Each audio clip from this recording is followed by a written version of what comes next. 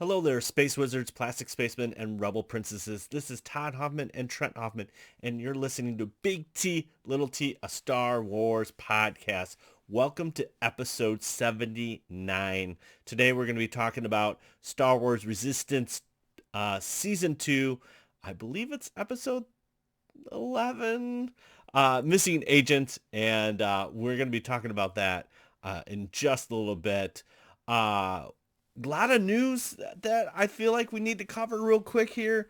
There's so much going on in Star Wars land. I thought it would be appropriate that we talk about a couple things. Okay, first of all, Rancor Black Series is being funded by HasLab here. This is their kind of Kickstarter program for Hasbro. So we had the Jabba's sail barge, and you got your own yak face, and you got exclusive yak face, and all this great stuff because it got backed. And then they did the Razor Crest, and everyone was so excited until it blew up in season 2, and like, yeah, this isn't cool, but it got backed as well. And now the Rancor has been put out there in the internet to say, hey, we need this one. And so it's already made a first step, and of course it comes with a 6-inch Gamorrean guard as its first like little bonus feature. Oh man, it's so tempting to get the Rancor. Rancor is one of my favorite creatures in all of Star Wars, and yes, it is right there for the taking. It's just a little expensive. All right, so we also got another big thing that just dropped. Huge. It is my favorite vehicle of all time. It is the the AT-AT Imperial Walker. It's been rumored for a couple months that they're going to do an Ultimate Collector Series. And yes, it is official now. The pictures look amazing, but it's $800. So you have it goes on sale, I think the 26th, I'm pretty sure. But let's just kind of walk through that. It's 6,785 replica. It stands 24.5 inches high, measures 27 inches long. It comes with like a bazillion minifigures. Let me see how many. You get 9 minifigures, close to a bazillion. So you have General Veers, a snowtrooper commander, 4 snowtroopers, 2 AT-AT drivers, and an attacking Luke Skywalker that you can dangle underneath, obviously with his thermal detonator. But it can fit a whopping 40 figures in this AT-AT. It is truly impressive, and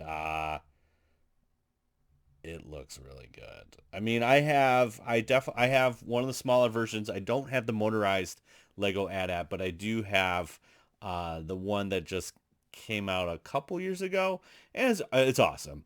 But this is truly to scale to the minifigs, and it looks really impressive, especially when they're like sitting in the cockpit. And oh man, it looks really good. There's a lot of seats for these snowtroopers. I guess the AT-AT has a lot of seats for I don't know if that's in the cross section one, but it has a lot of seats, which is kind of fun. That hey, they're just sitting out, hanging out, just chilling, waiting for a Commander Veers to or General Veers to do his thing. Yeah, it's super cool. Um, so we had that, and then two kind of like Lucasfilm kind of related stuff. So we got the news, I think it was Monday, that Patty Jenkins, the Rogue Squadron movie, which is, there was that little teaser, I think it was D23 or whatever, where she's like roller skating and she's kind of like in a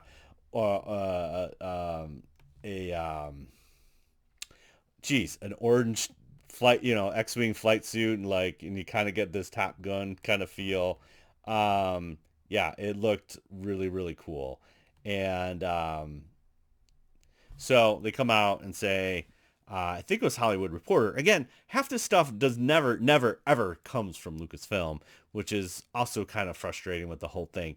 But it's stated that because of scheduling conflicts and already her commitment, that it's indefinitely suspended. So that could go a couple different ways, but I mean, it sounds like something that they want to do. It's just, it's not happening with the current schedule. So I guess you could blame that on COVID a little bit, but it also seems kind of weird that, you kind of have this lined up, you got everything set up, and you just can't close the deal or make sure that she's committed to in order to film appropriately. I mean, again, there needs to be a little lead time with Star Wars because of all the special effects and everything that needs to go into it. There's a lot of post-production, obviously, for a movie like a Star Wars movie. But, yeah, I find this very disappointing. I was excited to see something like this, but it just, once again, it just leaves a sour taste in your mouth that they can't seem to get this movie thing right.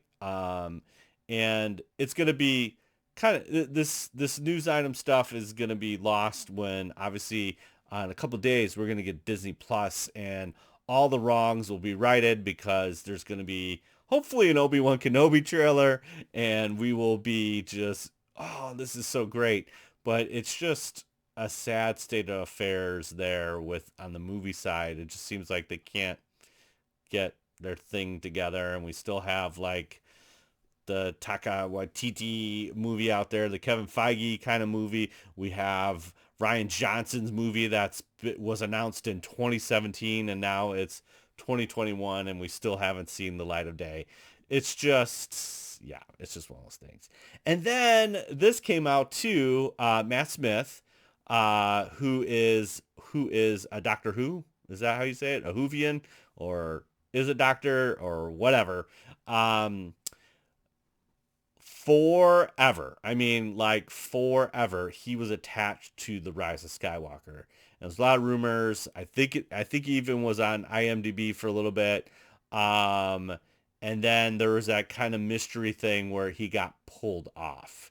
And so it was like, oh no, that never happened. And again, Lucasfilm never mentioned or anything about that, and you're just like, oh, somehow Palpatine returned and we're all good and Ian McDermott's there and he's a big bad. But it was originally rumored that Matt Smith was either a young Palpatine or a clone of Palpatine, or he was just going to be he was a bad, right? And so we didn't hear boo about it, but in a recent interview, it just it just comes out and it's like just throwing gasoline on the fire. But yeah, he was attached to the project. So he was on the Happy Sad Confused podcast. And it just, what he said is like, um so I'll just read this article. This is coming from IndieWire. But no, I didn't shoot any scenes, Smith said. We were close to me being in it, and then it never quite happened. I think the thing they were thinking for me for eventually it became obsolete, and they didn't need it. And so I never got to be in Star Wars, and there we are. So Smith said he could not possibly say whether the role was Palpatine's son, but it was teased that this getting the Star Wars fandom worked up, but it was pretty groovy thing. It was really groovy part and concept. It was a big thing. It was a big story, detail, a transformative Star Wars story, detail, and I've never quite got over the line. Um, I mean, it was big, like makes a reducted sound, shifts in history of the franchise, Smith added. There was no costume test, and there were a couple of meetings to talk about. Maybe I can come back. You never know, to come back as the phone starts to cut out. Sorry, my friend. So Matt Smith is currently in Edgar's Wright's Last Night in Soho. But yeah, he was on this podcast, and it was kind of just like right there. What It's crazy, man. I just don't understand like any of it really, but yeah, that's the story for another day. I I would you kind of wish like you want to know, but then you don't want to know. It's kind of the same thing like sometimes when you know how the sausage is made, it's like, I just want to eat the sausage and enjoy the sausage. But in this day and age, it is so create you can't escape the news and all that kind of stuff. And then obviously if you're in it, it's you just get consumed sometimes. Again, it just goes to show you that there was definitely a couple plans. There was the Colin Trevorrow script. There's this Smith thing that was another tangent, and now in the final product. So we'll never know, man. But it's just another thing. And then on top of that, we have Aaron Rodgers, the non-vax quarterback, wearing a Rise of Skywalker hoodie, and it got everybody in a tizzy. So, oh man, it's been quite a week. We usually don't do too much news here, but there was a lot going on there, and I had to say that. And then, obviously, I just mentioned it earlier, Disney Plus coming Friday, Disney Plus Day coming Friday. I believe it starts early in the morning. I think it's only, they're just basically, we're going to have Pixar, Marvel, and Star Wars, and a couple surprises. I just want an Obi-Wan Kenobi trailer. Please, please. Maybe a little behind the scenes Andor or something. I don't know. It should be cool. Anyways, all right, that's all the news of the week. I mean, it's crazy week. But let's jump right into missing agent. Okay, so the official description for this episode is Kaz leads a strike team to investigate a mysterious resistance distress signal. Okay, so there's this green alien kind of guy. I don't know his name off the top of my head, but he has a BB droid as well. And he's like, we got to get this, information to the resistance. And so he's tailed. He comes, he's in this corner, and it is a bounty hunter that enters the door. He's got these kind of cool, like, helmet looking thingies. It almost looks like, what is Sastine? Am I saying that right? Sastine, when he had in the Clone Wars, the Gendy ones, he had this cool like little space helmet. It kind of looks like a Viking with the horns and all that stuff. And so this guy's got kind of this dirge slash boba slash kind of just Viking kind of bounty hunter look. Really cool looking dude. And he gets a drop on the green alien dude. Kaz receives this distress call on the Colossus, and yes, we know it's a trap, but he convinces Jaeger that, hey, we should investigate it. And then, so they go to the distress call, which is, I believe, Vargo, or not Fargo, but Vargo. Kaz brings Serena, who is again Senera, who is the pirates that she the Marialan. Jeez, these Star Wars species names I am never going to conquer. I'm just not. It's just it is what it is. So I'll butcher them. But Senera.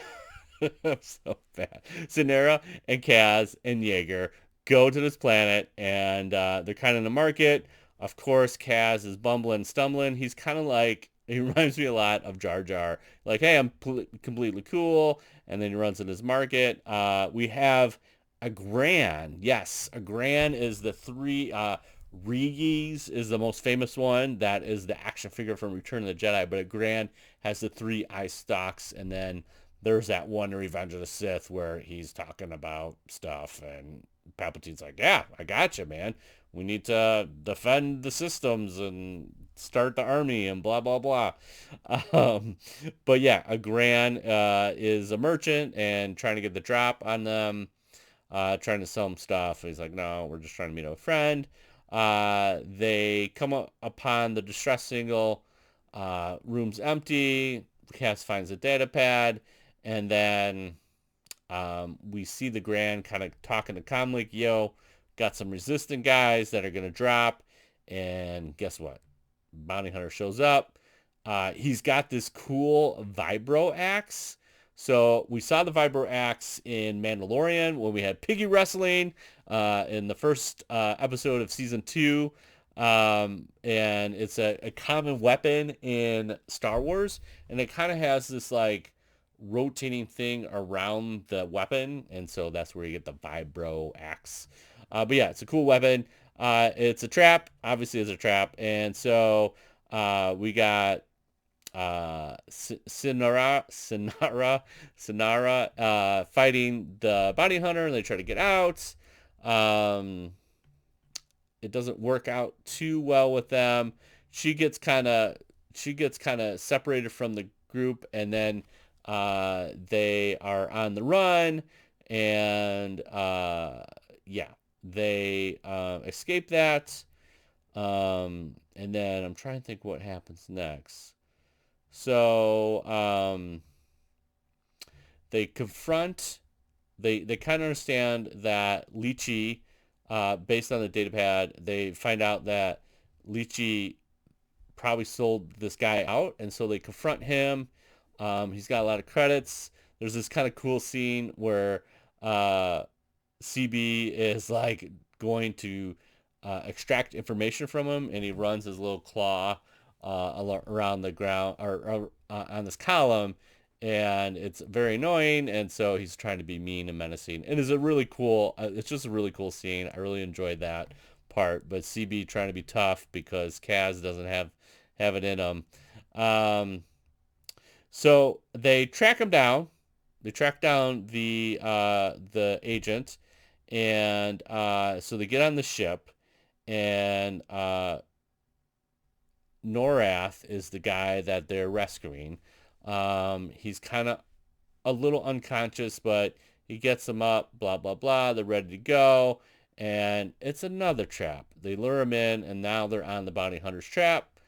Obviously, the bounty hunter is now, we find out as he dials up Commander Pryor. He's like, hey, got you guys. There's some guy named Kaz as well. And Pryor's like, yeah, let's do this. And he calls him Axe, which is great because he's got an axe. It's a great Star Wars name. It's like, yeah, this dude's Axe. And so Axe the bounty hunter is in there, and I forget his last. I don't know if they give him the full name, but according to Wikipedia, it's Axe Targan, and he is the same species as Sastine. So there you go. There you have it. That's cool. But yeah, Axe reminds me of like Demolition from the good old WWE days. With Demolition, you had Axe and Smash, and then Crush. Yeah. So we have Axe taking them to meet with the First Order. Obviously, Doze is like, yo, we got to get out of here. And Yeager's like, we're trying. Patience, dude, you know? So, obviously, Kaz is like, we got to bring down the ship because we can't get to the First Order. And CB does his thing. And then it kind of disables the ship. The ship crashes. They have to get out. There's this really cool, I really enjoyed the fight scene here. So they get everybody out. So North's out, Yeager's out, why can't I say her name? Sinara is coming back and trailing them on a speeder bike, and she gets there too, and we got the vibro axe with Axe, and they're having great kind of cool battle sequence there, and you know, Sinara comes on the speeder and they interrupt, and then North and then Kaz are like, we gotta get out of here, and then Axe throws his axe and they scream, and it's great. But yeah, it's a super fun little sequence there. They get the drop. on Axe, but then uh, yeah, it's not good because now obviously the First Order shows up and they can't get a rescue team because they're in trouble, and so it kind of ends abruptly, I would say.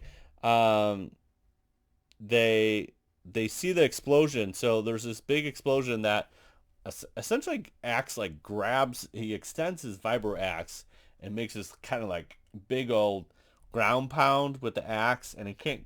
So Kaz and North can't contact Jaeger or Sinara. Jeez, at the end of the episode, I get it right, you know. Um, and so they can't do anything because first order's there. Um, and yeah, that's how the episode ends. Boom, just like that. So this was cool. I really enjoyed this. I just love, you know, um, we got a new bounty hunter. I like him. He looks cool. And yeah, it's everything you want in a bag of chips, and it ends abruptly, and you're like, no, it's to be continued. So we got to see what happens next. All right. I really did enjoy this one. So I don't know, 4 T's or something. I don't know. I have to come up with a rating system. It's right there.